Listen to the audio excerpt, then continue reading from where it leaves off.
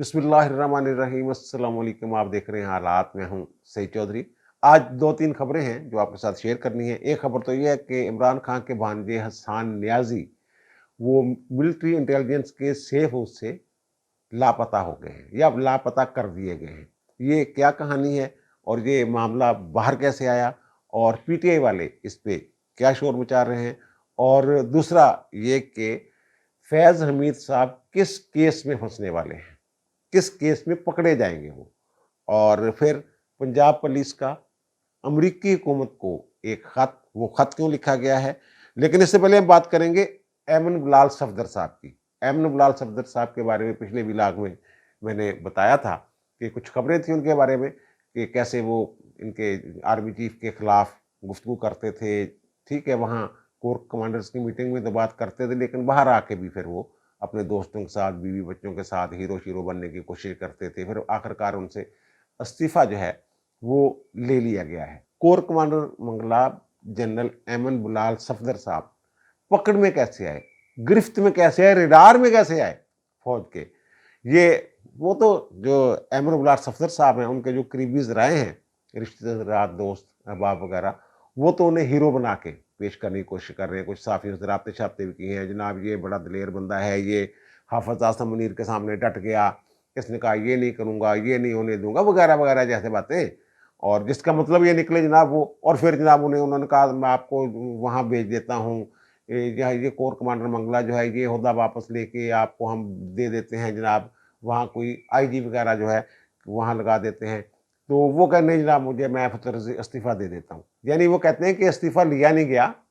استعفیٰ انہوں نے دیا ہے، اور احتجاجاً استعفیٰ دیا ہے۔ فوج میں احتجاجاً استعفیٰ ہوتا ہی نہیں،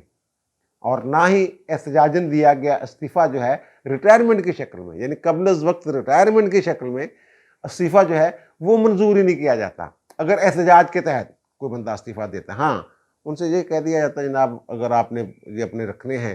جو آپ کے مراد وغیرہ ہوں گی ریٹائرمنٹ کی، تو پھر آپ قبل از وقت ریٹائرمنٹ لے لیں۔ قبل از وقت ریٹائرمنٹ کی سہولت تو خیر سول افسروں کو بھی میسر ہے، اور اعلیٰ حکام کی منظوری کے بعد جو فوجی افسر ہیں ان کو بھی یہ سہولت جو ہے یہ میسر ہے۔ تو یہ ایمن بلال صاحب جو ہیں یہ چاہتے تھے کہ مجھے کسی طریقے سے چیف آف جنرل سٹاف لگا دیا جائے، تاکہ جب حافظ صاحب کے جانے کا وقت ہو ریٹائرمنٹ کا 2024 میں، تو اس وقت جو سینیارٹی لسٹ میں میرا پہلے 4 بندوں میں نام شام ہوگا، تو پھر جو میں جناب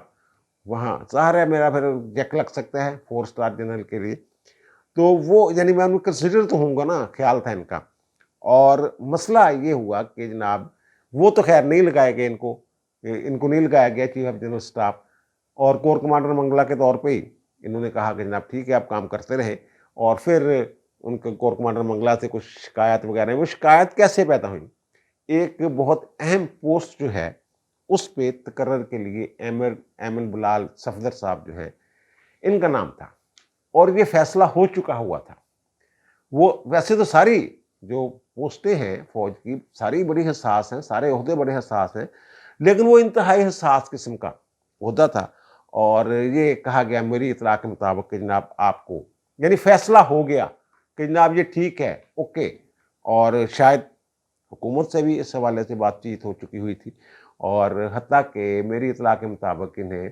جو متعلقہ حکام ہیں ان کی طرف سے ایک بریفنگ بھی چاہ چکی تھی اس شعبے، جس کے شعبے میں انہوں نے جانا تھا، جس کا فیصلہ ہو گیا ہوا تھا، اصولی فیصلہ کہ وہاں ان کو بھیج دینا ہے اور بڑا اچھا کام کریں گے یہ۔ تو وہاں تو جب وہ معاملہ آیا تو اس کے بعد ظاہر ہے پھر ایک نئے سرے سے انکوائریاں اور اس کی تازہ ترین کارکردگی، اور پھر تازہ ترین ان کی سرگرمیاں، وہ ساری چیزیں وہاں، وہ چیزیں جب اس کی طرف رپورٹیں شروع ہوئی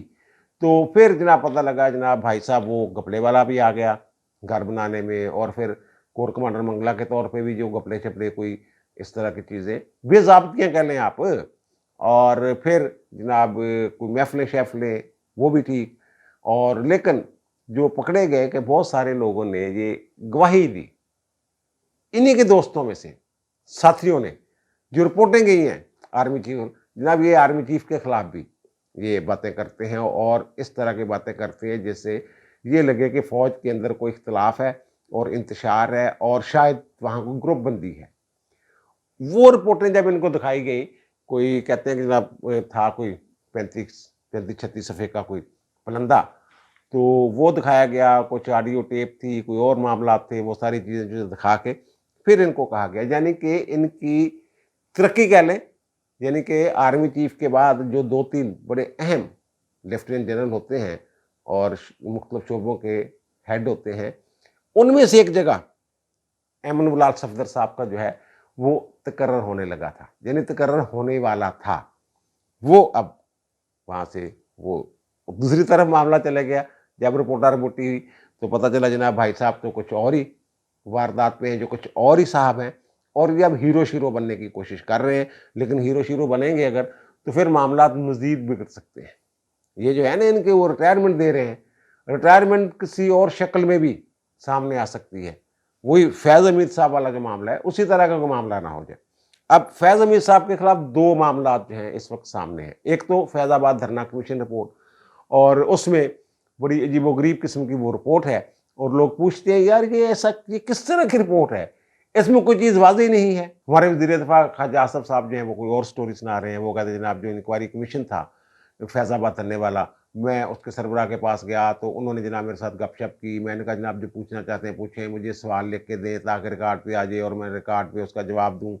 तो वो कहते हैं जनाब गपशप करके मुझे जो है उन्होंने वापस भेज दिया, और मैं तो बड़ा मायूस हुआ। और फिर वो कहते हैं कि जनाब ये जो इस्तीफ़े वाली बात है, उस वक्त के जो वज़ीर क़ानून थे ज़हाद हामद, जिनके बारे में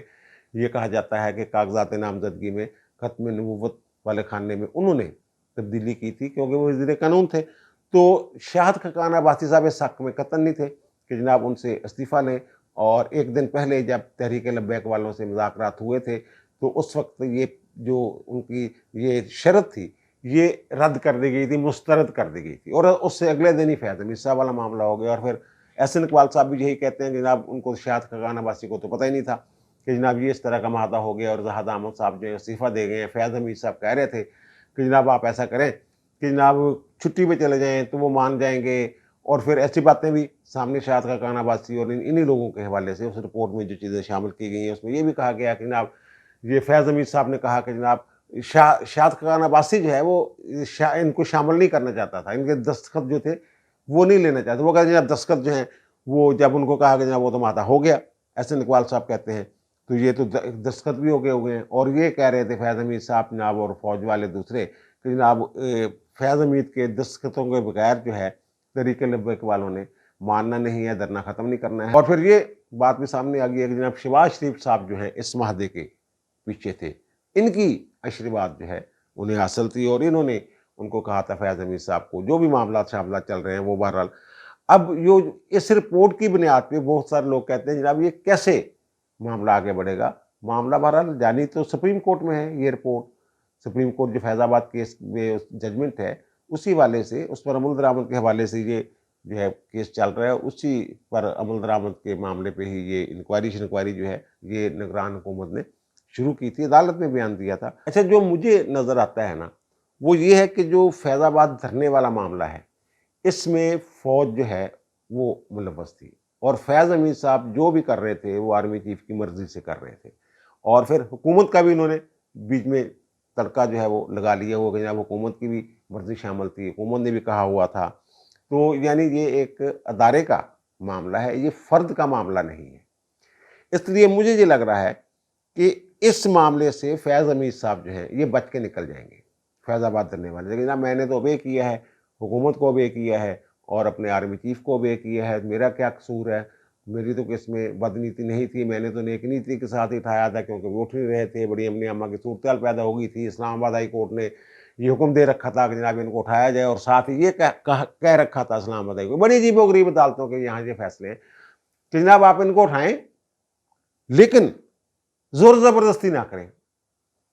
वो प्यार से अमन से कैसे उठे, यानी इनका मतलब कि उनके मुतालबात माने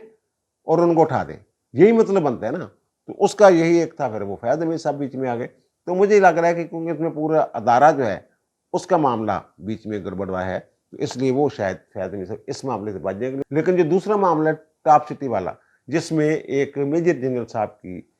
सरबराही में एक इंक्वायरी कमेटी जो है वो तश्कील दे दी गई, और उसने अपनी कार्रवाई ज़राए के मुताबिक شروع بھی کر دی ہے، طلبی شلبی کے نوٹس جو وہ معاملات جو ہیں وہ آگے بڑھ رہے ہیں۔ تو وہ بہت سارے لوگ یہ کہہ رہے ہیں کہ جناب اس میں ایک میجر جنرل جو ہے وہ اپنے سے بڑے افسر کا کیسے کر سکتے ہیں، ان کی انکوائری کیسے کر سکتے ہیں۔ یہ جو فوج میں ہے نا، میں نے ایک صاحب سے پوچھا ہے تو انہوں نے کہا نہیں ایسا نہیں ہوتا، فوج میں ایسا ہوتا ہے کہ جناب جو وہ اب فارغ ہو چکے ہوئے ہیں، وہ ریٹائرڈ ہیں، اور یہ ہوتا ہے کہ جناب جو جونیئر افسر ہے اس رینک میں، وہ انکوائری اس کے سپرد کی جا سکتی ہے۔ یہ کوئی کہتے ہیں انہونی نہیں اور پہلی دفعہ نہیں ہوا،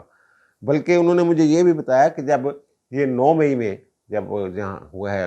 جناح اس پہ حملہ اور آگ لگائی گئی، اور اس وقت جو کور کمانڈر تھے سلمان فیاض غنی صاحب، انہیں کی جو پیشی ہوئی تھی، جو انکوائری لگی تھی، وہ بھی میجر جنرل صاحب ہی تھے۔ اور وہ کہتے ہیں کہ میجر جنرل تو ایک طرف، بریگیڈیئر اور کرنل کی سطح کے لوگ جو ہیں وہ بھی، جو اگر ان کو تفویض کیا جاتا ہے کورٹ مارشل کی کارروائی، وہ بھی کر سکتے ہیں۔ وہ کہتے ہیں یہ کوئی انہونی نہیں ہے، اور یہ اس کی بنیاد پہ جو انکوائری ہے وہ نل اینڈ وائڈ قرار نہیں دی جا سکتی، کیونکہ فوج کے جو رولز ہیں ان کے مطابق جو میجر جنرل ہے وہ انکوائری افسر مقرر کیا جا سکتا ہے، کور کمانڈر کا جو انکوائری افسر ہے وہ مقرر کیا جا سکتا ہے میجر جنرل کو۔ تو بہرحال وہ کہتے ہیں یہ کوئی وجہ نہیں ہے، اور اس کے جو کہتے ہیں ثبوت ثبات ہیں وہ کہتے ہیں آپ نے ویلاگ میں بھی بتا دیا تھا، کافی پکے ثبوت ہیں، اور ظاہر ہے انہوں نے اپنے اختیارات سے تجاوز کیا ہوا۔ تو اس کیس میں فیاض حمید صاحب کا یہ خیال کیا جا رہا ہے، جو اندر کی خبریں جو راولپنڈی میں باتیں کی جا رہی ہیں وہ یہی ہے کہ جناب فیاض حمید صاحب جو ہیں ان کا بچنا مشکل ہے۔ وزیر دفاع صاحب بھی کہہ رہے ہیں جناب ہاتھ پکائے گا، پکا کر کے ہاتھ پایا، کوئی گڑبڑ نہیں ہے کہ۔ بہرحال دیکھیں اب آگے کیا ہوتا ہے۔ اور پھر حسان نیازی صاحب جو ہیں یہ غائب ہو گئے ہیں۔ یہ پی ٹی اے والوں نے وبیلا شروع کیا ہوئے 2 بندوں کے بارے میں، ایک کا جناب حسان نیازی صاحب جو ہیں وہ غائب ہو گئے ہیں جناب، جو ایم آئی کی کسٹڈی سے،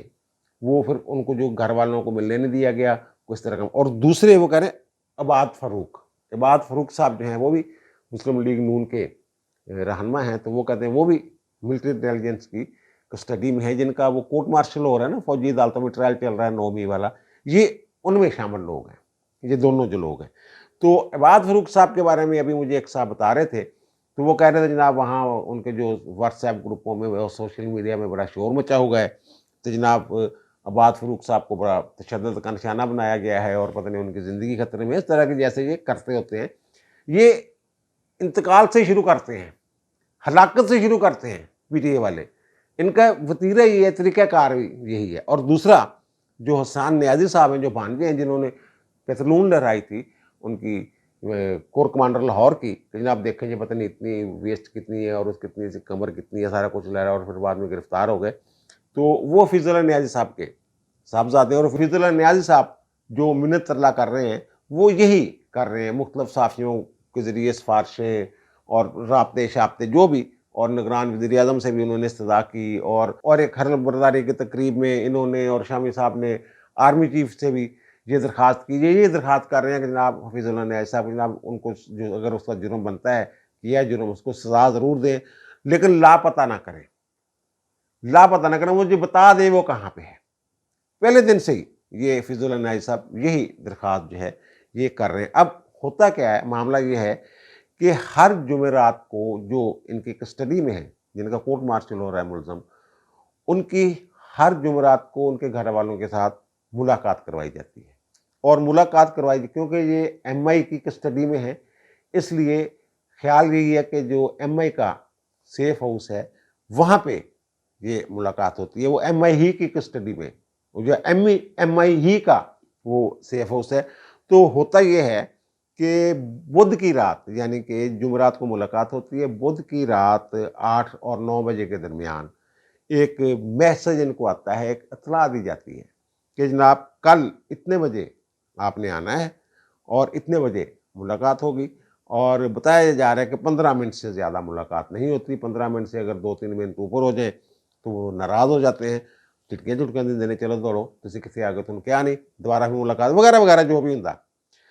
تو اس بدھ کو اطلاع نہیں آئی حفیظ اللہ نیازی اور ان کی فیملی کو، اور اسی طرح عباد فاروق کی فیملی کے بارے میں یہی کہا جا رہا ہے کہ انہیں اطلاع نہیں آئی ملاقات کی کہ جناب جمعرات کو آپ کی ملاقات ہے۔ تو یہ جو نیازی صاحب ہیں، حفیظ اللہ نیازی صاحب،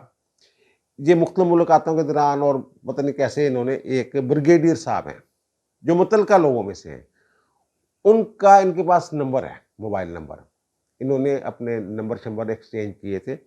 تو ان کے ساتھ یہ رابطہ شابطہ یا جیسے بھی ملاقات کے حوالے سے جو کوئی انفارمیشن کے حوالے سے وہ یہ بتایا جا رہا ہے کہ وہ جو بریگیڈیئر صاحب ہیں ان کو میسج اگر کر دیا جائے تو ان کی مرضی ہو تو وہ جواب دیتے ہیں، مرضی نہ ہو تو وہ نہیں جواب دیتے، پڑھ بھی لیں تو جواب نہیں دیتے، کچھ نہیں، خاموشی۔ اب یہ بدھ والے دن سے لگے ہوئے ہیں، حفیظ اللہ نیازی صاحب میسج کر رہے ہیں بریگیڈیئر صاحب کو، لیکن ان کی طرف سے مکمل خاموشی ہے، کبھی پوچھ رہے ہیں کہ میرا بیٹا کہاں ہے، ملاقات کیوں نہیں کروائی گئی، وغیرہ وغیرہ۔ تو اب یہ جو حفیظ اللہ نیازی صاحب ہیں، جو لوگ ملاقات کے لیے جاتے ہیں جمعرات کے دن دیگر ملزموں کے ساتھ،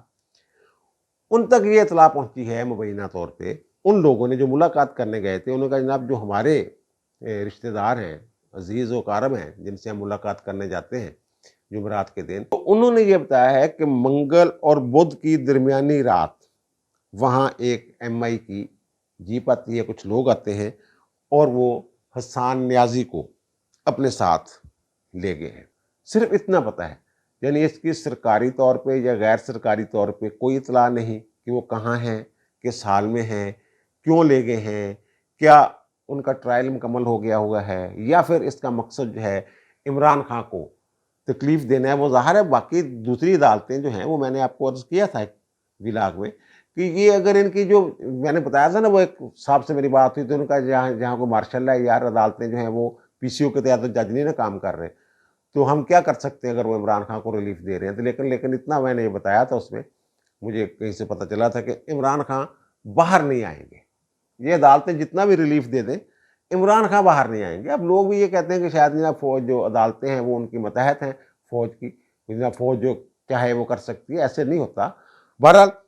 اب یہ جو عمران خان صاحب ہیں ان کو دھڑا دھڑ ریلیف مل رہا ہے۔ اب جناب وہ جو 190 ملین پاؤنڈ والا کیس ہے القادر ٹرسٹ والا، اس میں جناب پہلے ایک دن پہلے وہاں کوئی دیواریں دوری بنا دی تھی لکڑ کی، انہوں نے شیشے ویشے لگا دیا تھا بیچ میں، صحافیوں کے ساتھ الگ کر دیا تھا، پارٹیشن کر دی تھی، اور یہ وہاں کھڑے ہو کے بینچ بوچ پہ کھڑے ہو کے انہوں نے جناب صحافیوں کے ساتھ بات کی اور کہا جناب یہ میری بیوی کو پتہ نہیں کیا کرنا چاہتا ہے عاصم منیر جو ہے، اور میں اس کو چھوڑوں گا نہیں، وغیرہ وغیرہ، اس کا پیچھا کروں گا، وغیرہ وغیرہ۔ ایک طرف یہ بڑکے جھٹکے مار رہے ہیں اور دوسری طرف ترلے مار رہے ہیں، اور جو میری اطلاع ہے کہ جو ترلے چرلے تھے وہ پہلے تو پہنچ جاتے تھے پیغام، اب مجھے پتہ چلا ہے کہ جناب وہ ترلے چرلے جو پیغام ہے نا، پیغام رسانی بھی، ان کا پیغام بھی وہ نہیں پہنچ رہا وہاں، وہ کہہ دیا گیا کہ یار ساڑھے کوئی پیغام نہ لے کے آیا کرو اس بندے کا، اسی کوئی رعایت نہیں کرنی، 9 مئی والے نے کوئی رعایت نہیں، اور عمران خان نے بھی کوئی رعایت نہیں۔ عمران نے بڑی سازشیں کی، 9 مئی سیدھا سیدھا کوں سی، یعنی حافظ صاحب کے خلاف انہوں نے تختہ الٹنے کی کوشش تھی سیدھی سیدھی، یہ ثابت ہو چکا ہے رپورٹاں تو، اور اسی ویسے حیران ہونے آپس دوست بیٹھتے ہیں یار انی نرمی، یعنی سارا کچھ انہوں کو موجود ہونے کے باوجود بھی،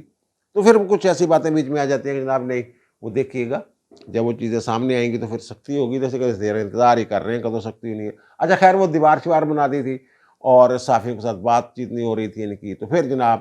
وہ جو جج ہیں صاحب عدالت کے جو کیس سن رہے ہیں، انہوں نے کل کہا جناب یہ گرا دیں دیواریں، انہوں نے عمران خان نے کہا جناب یہ میری دیواریں بنا دی ہیں، میری صحافیوں کے ساتھ بات نہیں ہوتی، انہوں نے کہا جناب صحافی نے گل کر کے تو اسے کرنا کی ہے،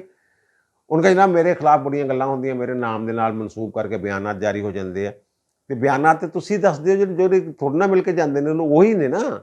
وہ جناب میں نے پھر اس کی تردید کرنی ہوتی ہے، میں نے وضاحت کرنی ہوتی ہے، وغیرہ وغیرہ۔ تو انہوں نے کہا یار عدالتی ڈیکورم کا آپ بھی خیال رکھا کریں، صحافیوں کے ساتھ آپ نہ بات کیا کریں پروسیڈنگ کے دوران، بعد میں کر لیا کریں، مجھے جی وہ 10 منٹ دے دیں کہ میں عدالتی پروسیڈنگ کے بعد صحافیوں کے ساتھ بات کر سکوں۔ یہ کہتے ہیں جناب یہ کام جناب جو آپ صحافیوں کے ساتھ بات نہیں کر سکتے، وغیرہ وغیرہ، اس طرح کی باتیں چاہتے ہیں۔ تو جج صاحب نے یہ حکم شکم تو نہیں دیا، بہرحال انہوں نے یہ کہا ہے کہ یہ دیوار گرائیں جناب، اور پھر انہوں نے کہا جناب میں وقفہ کر رہا ہوں، ابھی گرائیں، ابھی گرا دیں۔ وہ دیوار جناب پھر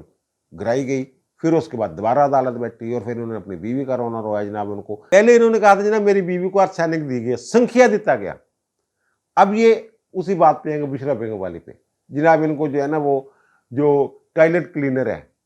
وہ پلایا گیا ہے، اور پیٹ میں پتہ نہیں کیا ہو گیا ہے، اور جناب یہ جو ہے یہ پم سے اس کا کروانا چاہتے ہیں، اور کہتے ہیں جناب سرکاری اسپتال سے ہی صرف جو ٹیسٹ ہو سکتے ہیں، جو ہمیں یقین نہیں ہے پمس میں، تو جناب آپ جو ہے نا وہ الشفا سے ٹیسٹ کروائیں، اور ہمارا ڈاکٹر ہے آسم، پتہ نہیں کیا نام ہے ان کا، تو وہ بھی ساتھ ہوگا، تو انڈوسکوپی وغیرہ عدالت نے کہا جناب انسانی ہمدردی کے تحت، باقی قیدیاں لی انسانی ہمدردی نہیں ہوتی، اتنے قانون، جیل مینول، رولز، ہر چیز لاگو ہوندی ہے، لیکن انہاں واسطے جناب انہوں نے کہا ٹھیک ہے جناب الشفا اسپتال چوں اے بی بی جی نا انڈوسکوپی کراؤ، چیک کراؤ کی معاملہ ہے گا، انہوں نے کچھ کی دیتا گیا، کیوں انہوں کی طبیعت خراب ہے۔ بہرحال وہ خان صاحب کی اپنی موجیں لگی ہوئی ہیں، لیکن اندر کھاتے جو پریشانی ہے، جو واقفان حال ہیں وہ بتاتے ہیں۔ انہی کے ایک وکیل صاحب نے مجھے بتایا کہ جناب خان صاحب اندروں ٹوٹے پے نے، باہر بڑکا چھڑکا مارتے ہیں، کہتے مجھے لگتا انہوں کی گل چ ربط ہی کوئی نہیں ہے گا، کدی ادھر تر جاتے ہیں، کدی ادھر تر جاتے ہیں، کدی ایس انتہا سے چل جاتے ہیں، کدی اس انتہا سے چل جاتے ہیں۔ وہ کہتے ہیں ہم جو لوگ بیٹھے ہوتے ہیں، جو بندہ جس طرح کی بات کر رہا ہے خان صاحب اسی طرح کی پالیسی جو ہے وہ جاری کر دیتے ہیں اس کے لیے، جناب آپ ایسے کر لیں، آپ ایسے کر لیں۔ کہنا پہلو یہ ہوندا سی کہ خان صاحب جو گل کرتے سی اودی اے لوگ جڑے ملنے ملنے والے سی انہوں اگے بڑھاਉਂਦੇ سی۔ ہن خان صاحب یہ نے کہ جیڑی گل کوئی بندہ کردا خان صاحب انہوں بڑھاوا دین لگ جاندے، یعنی خان صاحب دے لگدا، وہ کہندا کہ مینوں تاں لگدا کہ خان صاحب دی قوت فیصلہ ہی ختم ہو چکی، ایک ہی بس گل کری جاندا کہ جیڑی کہ کچھ کو آسم کو نہیں چھوڑوں گا، آسم کو نہیں چھوڑوں گا، کداں نہیں چھڈاں گا، کدی کہہ دیندا یار آسم نو مناؤ۔ اس طرح کے بعد انہی کے ایک وکیل نے جو ملاقاتیں کرتے ہیں خان صاحب سے، انہوں نے مجھے بتائی۔ اور اب ایک بات کہ جناب پنجاب پولیس کا ایک خط ہے جناب، یہ اصف چوری صاحب ہمارے دوست ہیں ڈان میں، انہوں نے یہ خبر دی تھی، اور انہوں نے مجھے ڈاکومنٹ بھی، یہ میں نے کہا جو مجھے ذرا دکھا دیں، انہوں نے بھجوائے ہیں، وہ آپ کو بھی دکھا دیتے ہیں۔ یہ جو 9 مئی کے واقعات ہیں نا، مقدمات، ان کی جو تفتیشی افسر ہیں وہ ہیں S S P investigation Lahore doctor Anoush Masood Chaudhry صاحبہ۔ یہ جو شہباز گل صاحب ہیں یہ باہر بیٹھے ہوئے، اور جو خط لکھا ہے نا انہوں نے اس میں یہ ذکر بھی کیا انہوں نے کہ جناب دوہری شہریت کا عمل ہے، لیکن یہ 2020 جولائی 2020 میں انہوں نے ایک ٹویٹ کیا تھا کہ میرے پاس پاکستان کی شہریت کے علاوہ کسی دوسرے ملک کی شہریت نہیں ہے، لیکن وہ کہتے ہیں کہ وہ آپ کے ملک میں بیٹھا ہوا ہے۔ یہ 20 فروری 2024 کو ایک ٹویٹ کرتے ہیں، اور انوش جو ہیں ایس ایس پی ان کی تصویر لگاتے ہیں، اور اس میں جو ہے نا کوئی بڑی عجیب و غریب قسم کی زبان استعمال کرتے ہیں، مذہبی حوالوں سے ان کے اوپر اٹیک کرتے ہیں، لوگوں کو مشتعل کرنے کی کوشش کرتے ہیں لوگوں کو، اور جینڈر وائلنس جو ہے وہ بھی اس ٹویٹ میں ہے۔ تو وہ خاتون یہ کہتی ہیں جناب کہ جناب میری تو زندگی جیرن ہوگی، اس کے پتہ نہیں 3 ملین پتہ نہیں 4 ملین فالوور ہیں اس بندے کے، اور پھر وہ ری ٹویٹ بھی ہوا، بڑے بڑے لوگوں نے ری ٹویٹ کیا، بڑے بڑے جو اکاؤنٹ ہیں انہوں نے، تو وہ کہتے ہیں جناب میری تو زندگی خطرے میں ڈال دی ہے، میرے خاندان میری فیملی کی زندگی خطرے میں ڈال دی ہے، لوگوں کو بھارا ہے اس نے، اکسایا لوگوں نے۔ تو وہ انہوں نے جو امریکی سفارت خانہ ہے ان کو ایک انہوں نے باقاعدہ یہ اس میں انہوں نے احتجاج کیا، اور یہ اس سے پہلے انہوں نے یہ جو معاملہ ہے نا اس حوالے سے جو سی پی او ہیں، ڈی آئی جی ہیں لاہور کے سی پی او، ان کو یہ خط لکھا تھا جناب اس معاملے کو افیشیلی سرکاری سطح پہ اٹھایا جائے امریکی حکومت کے ساتھ۔ پھر ڈی آئی جی صاحب جو ہیں سی پی او صاحب وہ 28 مارچ کو ایک خط لکھتے ہیں ہوم ڈپارٹمنٹ کو، اور اس کو کہتے ہیں کہ جناب اس کو جو ہے یہ ڈپلومیٹک چینل کے ذریعے اٹھانے کی ہمیں اس معاملے کو اجازت دی جائے۔ پھر اس پہ جو ہے لیگل اوپینین لیا جاتا ہے، اور اے آئی جی لیگل جو ہیں وہ ہوم سیکرٹری کو 9 اپریل کو ایک خط لکھتے ہیں جس میں یہ کہتے ہیں کہ جناب بالکل خاتون نے جو چیزیں اٹھائی ہیں، جو ہمارے سامنے معاملہ ہے، اس معاملے کو پروسیڈ کیا جا سکتا ہے امریکی سفارت خانے کے ساتھ، جو خاتون کہتی ہے کہ اس کو سرکاری سطح پہ ڈپلومیٹک سطح پہ اس معاملے کو اٹھایا جائے۔ اور وہ اس میں یہ بھی کہا گیا ہے کہ جناب جو شہباز گل صاحب ہیں وہ پاکستان میں انتشار پھیلانے کی کوشش کرتے ہیں ٹویٹس کے ذریعے، اور خاتون تو ہے ہی، اس کا معاملہ تو ہے ہی۔ اور پھر اس میں یہ بھی کہا گیا ہے کہ جیسے کیپٹل ہل پہ جب حملہ ہوا تھا اور اس کے جو پولیس افسر تھے جو انکوائری کر رہے تھے، اگر آپ کے پولیس افسروں کی زندگیاں خطرے میں ڈالتا جو شخص اس طرح کے ٹویٹ کر کے، تو پھر آپ کیا کرتے ہیں؟ ان کا جناب جو آپ ان کے لیے کرتے نا وہی ہمارے لیے بھی کریں۔ یہ انہوں نے اپنے جو خط ہے اس میں، یہ پنجاب پولیس کی طرف سے اب جو ہے وہ خط گیا، پہلے انوش صاحبہ اور پھر اب پنجاب پولیس کی طرف سے افیشیل یہ لیٹر ہے کہ جناب آپ ایکشن لیں اس بندے کے خلاف جس کا نام شہباز گل ہے، جس طرح وہ لوگوں کی زندگیاں ڈال رہا ہے پاکستان میں اپنی دوہری شہریت کا اور امریکہ میں رہنے کا اور گرین کارڈ کا فائدہ اٹھا کے۔ اب دیجیے مجھے اجازت، انشاءاللہ ملاقات ہوگی نئے ویلاگ کے ساتھ۔ اللہ تعالیٰ آپ پر، مجھ پر، ہم سب پر مہربان رہے۔ اللہ حافظ۔